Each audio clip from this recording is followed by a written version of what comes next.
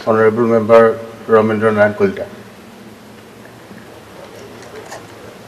Mananya Upadhyakya Dangoria, under Rule 54 মই নিয়মীয়া বাৰ্তা অসমীয়া প্ৰতিদিন ইত্যাদি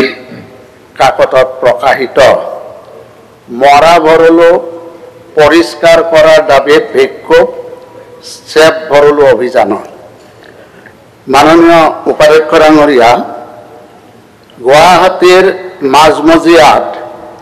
তিনিখন বোৱতী নদী আছে এখন হৈছে বাহিনী নদী এখন ভৰলু নদী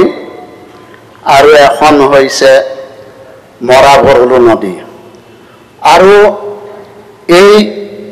তিনিখন নদীৰ অৱস্থা একেবাৰে শোচনীয় আমাৰ চেভ গুৱাহাটী অভিযানে ইতিমধ্যে তেওঁলোকে এই নদী তিনিখনৰ কথা বিভিন্ন সময়ত কৈ আহিছে তেখেতসকলে কিছু কাৰ্যসূচীও লৈছে আৰু তেখেতসকলে পৰিষ্কাৰ পৰিচ্ছন্নৰ ক্ষেত্ৰত কিছু ব্যৱস্থাও লৈছে কিন্তু মাননীয় উপাধ্যক্ষ মহোদয় আমাৰ এই তিনিখন নদীৰ অৱস্থা শোচনীয় হোৱাৰ মূল কাৰণটো হৈছে যে গুৱাহাটী মহানগৰীৰ যিমানবিলাক আৱৰ্জনা আজি এই আৱৰ্জনাবিলাক আজি এই তিনিখন নদীত পেলোৱা হয় তাৰ মানে এইটো ডাষ্টবিন হিচাপে ব্যৱহাৰ কৰি হৈছে আৰু ঠিক তেনেকৈ আমাৰ গুৱাহাটী মহানগৰীৰ যিবিলাক লেতেৰা পানী এই গোটেই লেতেৰা পানীখিনি আজি বিশেষভাৱে ভৰলু আৰু মৰা ভৰলুত আজি পেলোৱা হৈছে আৰু তাৰোপৰি নদীৰ পাৰত থকা বাসিন্দাসকলৰো যি দূষিত লেতেৰা পানী সেই পানীও আজি এই নদীখনত পেলোৱাৰ কাৰণে আজি এই অৱস্থাৰ সৃষ্টি হৈছে অসম ৰাজ্যিক প্ৰদূষণ নিয়ন্ত্ৰণ বোৰ্ড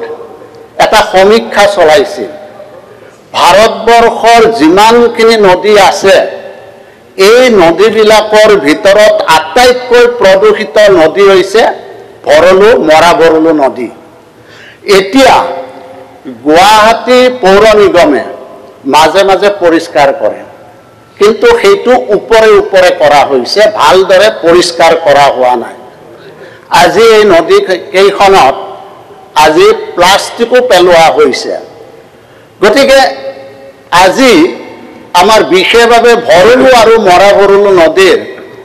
আজি যিটো অৱস্থা আজি যি ধৰণে প্ৰদূষিত হৈছে আজি এই প্ৰদূষণৰ ফলত আজি যথেষ্ট মানুহ আজি ৰোগত আক্ৰান্ত হ'বলগীয়া হৈছে গতিকে মই আপোনাৰ জৰিয়তে মাননীয় মন্ত্ৰী যেহেতু মাননীয় মন্ত্ৰীয়ে নতুনকৈ এই দায়িত্ব পাইছে গতিকে মই দুটামান পৰামৰ্শ দিব বিচাৰিছোঁ এতিয়া গুৱাহাটী মহানগৰীৰ যিখন নদী ভৰলু বা মৰা ভৰলু এইটো প্ৰয়োজন সাপেক্ষে যদি গুৱাহাটী পৌৰ নিগমৰ কোনো টেকনিক্যাল মানুহ যদি নাই এক্সপাৰ্ট মানুহ নাই তেনেহ'লে ৱাটাৰ ৰিচোৰ্চ ডিপাৰ্টমেণ্টক দি গোটেই নদী কেইখন পৰিষ্কাৰ কৰাৰ ব্যৱস্থা কৰিব লাগে আৰু লগতে যিবিলাক গুৱাহাটীৰ লেতেৰা পানী যিবিলাক নলাৰে আহে সেইবিলাকৰ সিৱেজ ট্ৰিটমেণ্ট ৱাটাৰ ট্ৰিটমেণ্টৰ ব্যৱস্থা কৰিব লাগে যাতে পৰিষ্কাৰ পানী আহি নদীকেইখনত পৰে ঠিক তেনেকৈ মই ভাবোঁ যে এই যিখন মৰা ভৰলু বা ভৰলু আছে এই নদীবিলাকৰ পাৰত লাইটৰ ব্যৱস্থা কৰিব লাগে লাইটৰ ব্যৱস্থা কৰি পোহৰাই ৰাখিব লাগে প্ৰয়োজন হ'লে চিচিটিভি কেমেৰা দি যদি কোনোবাই আৱৰ্জনা পেলায় প্ৰয়োজন হ'লে বিল আনিও জৰিমনা আৰু শাস্তিমূলক ব্যৱস্থাও গ্ৰহণ কৰিব লাগে ঠিক তেনেকৈ মই দুই এখন বাহিৰা দেশলৈ গৈছিলোঁ সেইবিলাকত বিশেষকৈ আমষ্টাৰডামত দেখিছোঁ যে এনেকুৱা ধৰণৰ নদীত দুয়োফালে আপোনাৰ গাৰ্ডৱাল দি তাতে বটিঙৰ ব্যৱস্থা কৰিছে। গতিকে আমি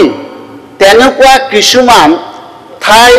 উলিয়াই লৈ আইডেণ্টিফাই কৰি তাতে আমি যদি গোটেই নদীখিনি বিশেষকৈ মৰা ভৰলু নদীত তেনেকে ছাৰ্ভে কৰি যদি কৰবাত তেনেকে আমি যদি বটিঙৰো ব্যৱস্থা কৰোঁ, যদি লাইটেৰে পোহৰাই ৰাখে, মই জানো যেহেতু কম দিনৰ ভিতৰত হোৱা বস্তু নহয়, কিন্তু এটা মাষ্টাৰ প্লেন তৈয়াৰ কৰক। ইমান তিনিখন সুন্দৰ নদী, বোৱতী নদী গুৱাহাটীৰ মাজমজিয়াত আছে।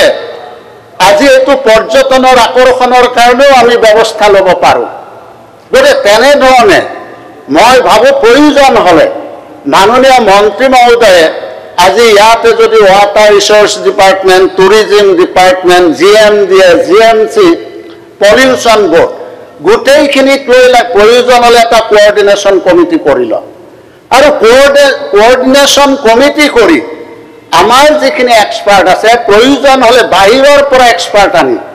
আমি এই নদীকেইখনক যিভাৱে বোৱতী নদী হিচাপে আমি সংৰক্ষণ কৰিব পাৰোঁ, কিভাৱে সুৱেজ ৱাটাৰ প্লেন কৰিব পাৰোঁ, কি ধৰণে দেশৰ ভিতৰত আটাইতকৈ বেছি প্ৰদূষিত নদী,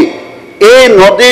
আমি প্ৰদূষণমুক্ত কৰিব পাৰোঁ, এই গোটেই কথাবিলাক আগত ৰাখি তেনেধৰণে যদি এটা মাষ্টাৰ প্লেন তৈয়াৰ কৰি